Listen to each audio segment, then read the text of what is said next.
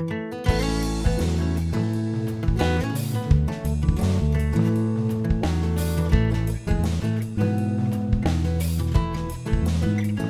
everyone, it's Aunt Fernita. Today's story is called Please Bring My Coat. The memory verse is from Hebrews chapter 6, verse 10. It says, God will not forget your work and the love you have shown him as you have helped his people and continue to help them. Today's message is when we help people who serve God, we serve God too. Have you ever traveled a long way from home? Have you ever gone to visit relatives? Have you ever been to camp? How did it feel to sleep in a new place? Did you get a letter or a package while you were there?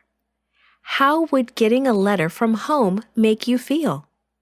Paul knew what it was like to be far away from home and friends. 4 stone walls surrounded him. Up toward the ceiling, a small window tried to light the darkness in that prison cell. The cold stone floor he was sitting on seemed to be part of his body. His ankles were chained to the floor as though he was a dangerous animal. But he was not dangerous. He was Paul, a servant of God. Early in his life, Paul had cruelly treated people who believed Jesus was God's son. He had even ordered some to be put to death by stoning. But God had changed his life, and Paul became one of the strongest defenders of Jesus Christ. At this time, the Roman Emperor Nero was against Christians. Many Christians had been put to death because they worshipped Jesus. Paul was certain that he would be put to death too. Paul was thinking about his young friend Timothy.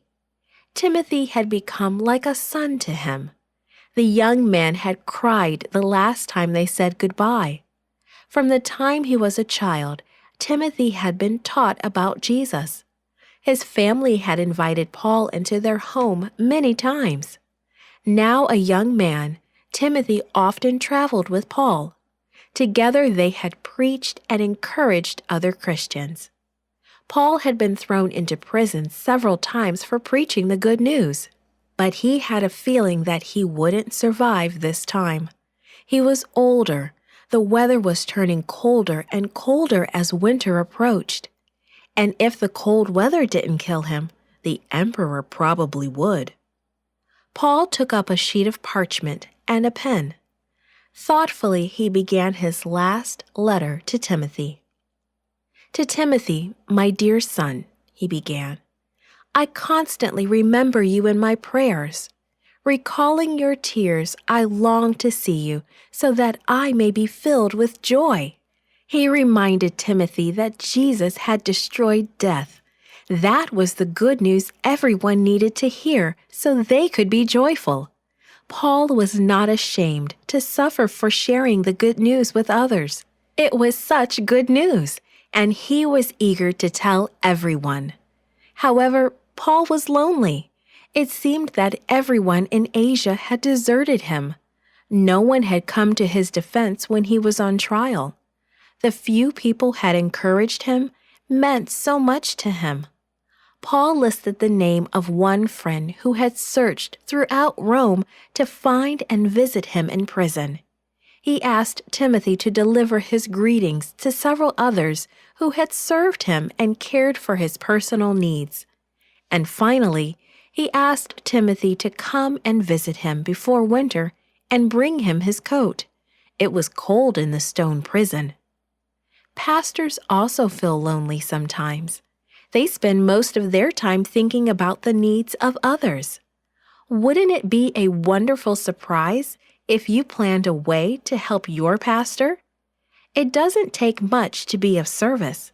A smile, flowers after church, even a drink of water will bring your pastor joy. And it will make you feel good too. Why not try it? This podcast is read by Franita Buddy for Gracelink.net. Created and produced by Falvo Fowler. Post-produced by Faith Toe at Studio El Piso.